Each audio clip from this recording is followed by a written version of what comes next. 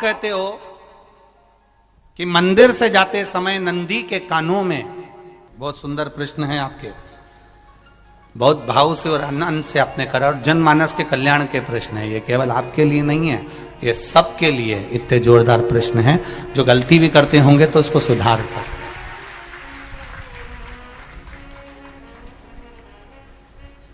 आपने कहा कि नंदी के कानों में कहना चाहिए, लोग हंसते हैं, कहते हैं बताओ वो नंदी के कानों में भगवान को कहना चाहिए।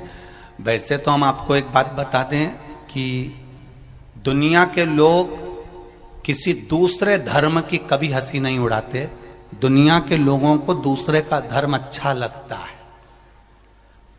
दुनिया के लोग सबसे ज्यादा हंसी उड़ाते हैं तो हमारे सनातन धर्म की ही उड़ाते हैं, और जी खुद उड़ाते हैं, दूसरा उड़ाने वाला नहीं होता। दूर के ढोल हमें समझ में आते हैं, उसका धर्म हमें समझ में आ गया, उनके क्या है ऐसा है, आओ कुछ नहीं, उनके धर्म में ऐसा है, कितना आनंद हमें दूसरे के धर्म में लग रहा है, और हमारा सनातन धर्म हमको बुरा लगता है। हमारे सनातन धर्म हमें बुरा लगने लगा। अरे भाई, लोग कहते हैं कि नंदी के कान में कहते हो, ये कोई हमारे पुराणों में या शास्त्रों में लिखा है? भगवती बहन साहू, आपको धन्यवाद देना चाहूंगा और एक बात कहना चाहूंगा, जितनी भी शिव महापुराण के अंतर्गत चाहे उपाय जो बताए जाते हैं कि बेलपत्री ऐसे चढ़ाना, काली मिर्च ऐसे चढ़ाना, चावल ऐसे चढ़ाना, धतूरा का क्या महत्व है, शमी के पत्ते का क्या महत्व है, बेलपत्री के पत्ते का क्या महत्व है, ये जितनी भी बातें बताई जाती हैं ये सब पुराण के अंतर्गत से बताई जाती है। अब दुनिया के लोग इसको चाहे टोटका कह दें, चाहे दुनिया के लोग इसे टोना कह दें, पर पुराण से हटकर कुछ नहीं। और आप लोगों को अगर बोला है कि नंदी के कान में कहकर भगवान शंकर के मन में बात पहुंचे, तो ये क्यों कहा, तो ये भी हमारी शिव महापुराण में लिखा है, जलंधर के चरित्र में। कोई आपसे कहे कि नंदी के कान में बोलने से क्या होता है, ये जलंधर का चरित्र कह रहा है। मां पार्वती जी का हस्त कमल पकड़कर जलंधर लेकर जाने लगा।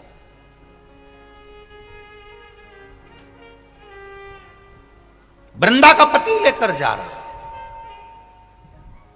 वृंदा तो भगवान की भक्ति में लीन रहती थी, उसको तो जलंधर को सबसे ज्यादा तकलीफ थी नारायण से, पर शिव के पास आ गया, क्योंकि ईर्षा प्रवृत्ति, अभी कथा में कहा, कोई कोई ऐसा होता है जिसको तुमसे बेर नहीं होता तो भी अंदर से ईर्षा जाग जाती है। कोई कोई ऐसा होगा जिसको अंदर से ईर्षा जागती है, अपने आप अंदर से ईर्षा जागती है, उसका कोई बेर नहीं, और ईर्षा जाग रही, भीतर से ईर्षा जाग। ना आप उससे मिले हो, ना कभी वो आप उसके सामने बैठे हो। कई लोग किसी ना किसी की बुराई करते हैं तो हम लोग पूछ भी लेते हैं, क्यों साहब उनसे मिलकर आए हो क्या तुम? कभी नहीं मिल किया, कभी उनका सामना हुआ नहीं हुआ, तो फिर बुराई क्यों कर रहा? एक ने कर दी थी इसलिए हमारे ध्यान में था तो हमने भी कर दी। लो, वो कुआं में डूब के मरेगा तो तू भी मरेगा का? नहीं। नंदी सामने बैठा है, गणेश जी को मालूम पड़ गया, कार्तिकेय को मालूम पड़ गया, मां पार्वती जी का हस्त कमल जलंधर ने पकड़ लिया और लेकर चला। मालूम पड़ गया, तब नहीं रहा गया।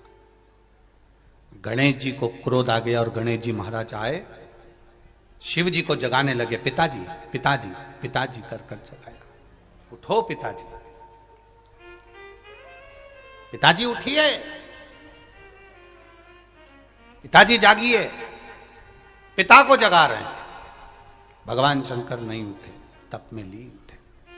क्या करें हम? जलंधर के पास में इतना बल है, इतना बल है, और पिता की आज्ञा नहीं होगी तो हम कैसे मार देंगे इसको? मारने को तो हम मार दें। मां ने आज्ञा करी थी कि जलंधर उसको तारकासुर को मार दो, तो कार्तिकेय ने तारकासुर को मार दिया। शिव जी की आज्ञा नहीं तो हम इसको कैसे मारें? क्या करें?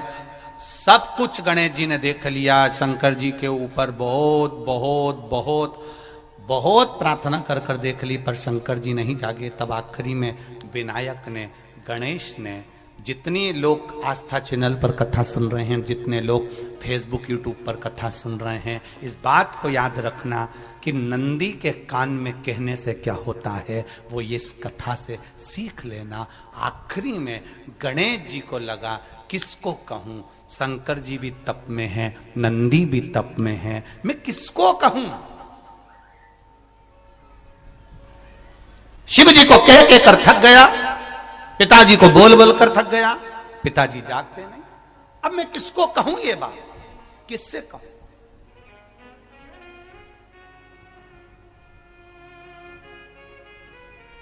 विनायक गए सीधे अब नंदी के पास में। नंदी भी तप में लीन थे, शंकर जी की ओर मुख था, शंकर जी की ओर मुख था। गए और जाकर तुरंत विनायक ने नंदी के कानों में जाकर कहा, नंदीश्वर, मैया का हाथ पकड़कर जलंधर लेकर जा रहा है, पिताजी तप में लीन हैं, कृपा करिए ना। बस केवल नंदी के कान में कहा, गणेश जी दूर हट गए। नंदी के कान में कहा, शंकर जी के नेत्र खुल गए, शिव जी के नेत्र खुले।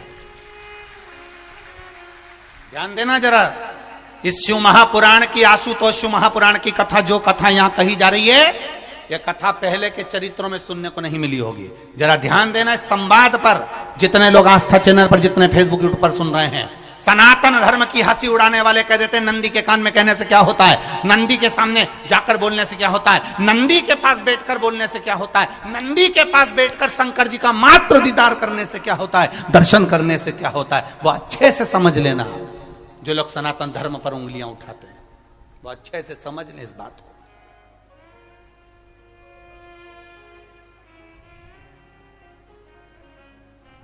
क्या होता है? नंदी तप में लीन, शिवजी तप में लीन, शिव नहीं उठ रहे। विनायक ने नंदी के कानों में जाकर कह दिया, नंदी के कान में जाकर कहा, नंदी के नेत्र नहीं खुले।